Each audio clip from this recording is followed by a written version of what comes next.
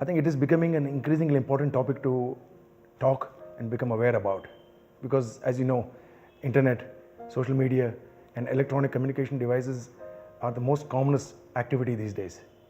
You take a look around you and everybody is using devices all the time.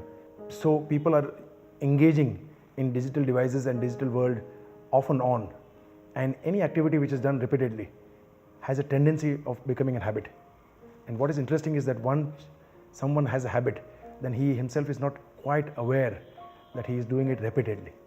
If you look at the principal features of addiction, they include a sense of compulsion to do an activity even when they want to stop, sometimes without awareness, a sense of loss of control, which means that engaging in activity and unable to control the amount of time spent in that activity. And then third one is craving, which is the desire to engage in the activity when they are unable to get access to it.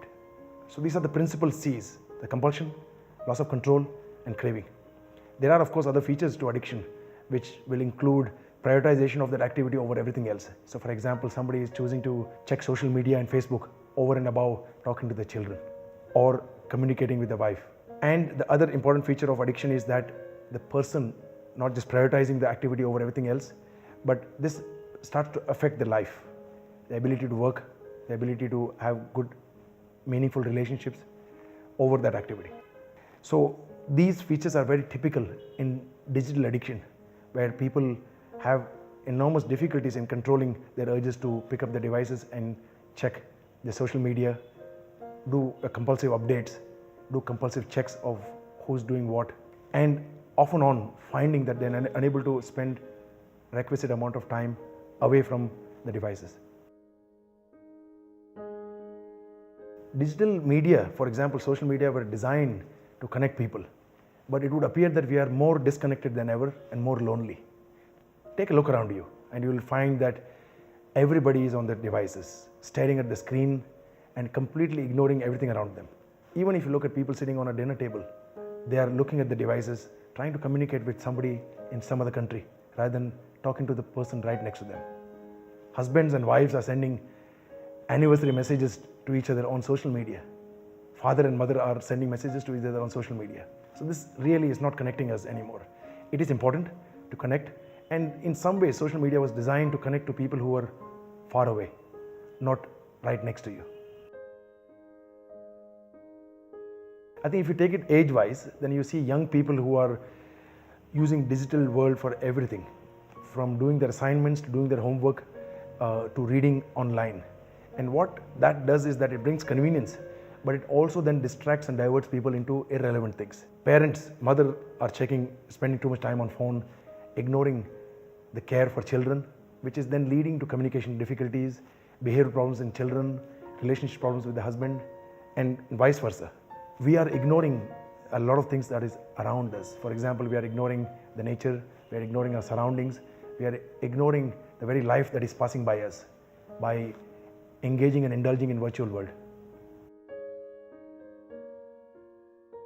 Detoxification simply means that you're trying to come off something which has become over and excessive, and it is beginning to affect you. And I think like all the other detoxes with substances, alcohol, gambling and other behavior, I think it's also time for digital detox, wherein you need to cut down the amount of time you're spending in the digital world. There is necessary to use some amount of computer and internet to access things and so on, but one has to start to time themselves out. I think you need to cut down on number of social media apps that you have on various devices. So if you have a Facebook app on a smartphone, then try to take it out of the tablet and your laptop so that you don't check them at various locations. Try to not use the devices when you're around people. So these are designed to be used when you're alone and have nothing else to do. So try to keep them away when you're around people so that you can have more human interaction with people that are around you.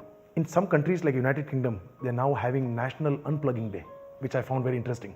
And this simply means that one day in a year, in June, they choose to voluntarily unplug from all devices, from mobile phones to computers to laptops, everything, and spend the time with fun and activity, with family and friends and so on. feedback from such a unplugging day is been very positive. The people say that they find that the quality of the relationship and interaction significantly improves in just that one day being off the digital devices. There are other trends which is emerging, wherein people are having digital-free homes and digital-free dinner. Digital-free homes means that you have automation to make your life easy, but you take away the distracting digital devices away. Digital-free dinner simply means that you don't have any devices on your table or in the dining room, so that you spend that quality time with your family that you are now increasingly losing out on. So it is very much a pertinent time to understand the digital addiction and time to start slowly detoxifying yourself before it becomes too late.